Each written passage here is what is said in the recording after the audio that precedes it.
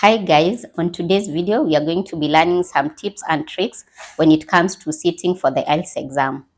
When you look at the speaking test of the Ielts exam, there are a few tips that you should know. First, you should know the question types that you can expect or the structure of the speaking test. So the speaking test has part 1, part 2 and part 3, and each part has its own requirement. A tip to the speaking test is that you should not speak too fast and also you should not speak too slow. When you are too fast, you do not give the examiner a chance to clearly gauge your spoken English. And also, when you are too slow, you give the examiner the impression that you are not that good in spoken English. Confidence is key. Make sure that you are confident. And one way to boost your confidence is ensuring that you arrive at the test center on time, probably an hour or 30 minutes before the exam time, to avoid any last minute rush. You should also carry the appropriate documents, be it the passport or your national ID, whichever you used to register for the exam. Avoid a lot of pausing while you speak, because it gives the examiner the impression that you are not also that good in spoken English. Avoid the use of words like because it gives the impression that you are lost of ideas. Another tip to speaking is that you should always come up with more than one idea, probably 2 ideas, not 3, because when you come up with like 2 ideas, you are able to speak without a lot of repetition.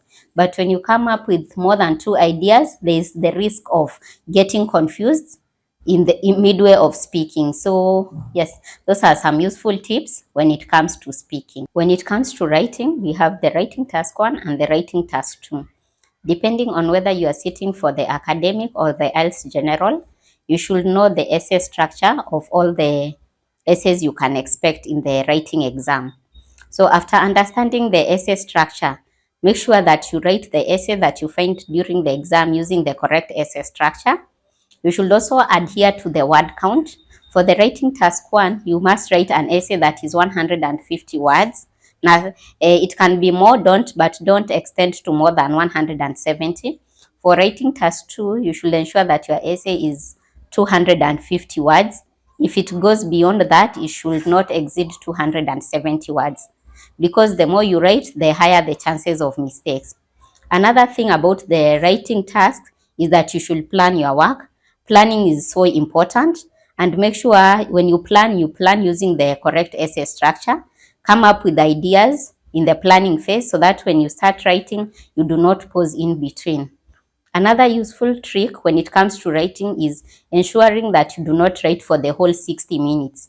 So for the writing task 1, you are given 20 minutes, and the writing task 2, you have 40 minutes, making it a total of 60 minutes. Kindly ensure that you do not write for the whole 1 hour.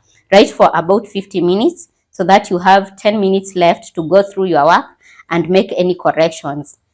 Make sure you use correct grammar and vocabulary. And the last tip when it comes to writing is ensuring that you write on the correct writing answer sheet. Now, for writing task 1, you will have a writing task 1 answer sheet, and for the writing task 2, you'll have a writing task 2 answer sheet. Make sure that you write each in the correct answer sheet. Okay. When it comes to the reading test, you have 40 questions that you're supposed to tackle in a time of 60 minutes. With some small calculation, it means you have 1.5 minutes to read all the questions and the passage and answer them. So a tip is that you always have a chance to read the passage only once. So make sure that you read the question and understand what exactly the question demands from you, so that when you go reading the passage, you are able to detect the answer. This is because they tend to use a lot of synonyms in order to confuse the students. But once you are reading for understanding, you will be able to spot the answer. So that is tip number 1. You should read for understanding. Another thing is speed. Speed is very crucial in reading, because we've said you have 40 questions, 60 minutes, approximately 1.5 minutes for each question, combined with reading the passage. Another useful trick is that you should know all the question types you can expect. Now, there are different question types you can expect in the reading test. You should be familiar with all of them before the exam date. The last tip when it comes to reading is that you should always end with the matching headings. This is because the matching headings question types consume a lot of time, because typically it means you have to read the whole passage. That is, if a passage is labeled A to D, you have to read paragraph A for understanding, so that you can go to the list of headings and choose a heading that is appropriate. With adherence to all that, the reading test will be a walkover for you. The last tip when it comes to reading is when tackling the matching headings question types is that you should always read the passage for understanding and then come back to the list of headings and choose the heading that appropriately fits the information given in the passage. When it comes to listening, you should first pay attention when the video is playing.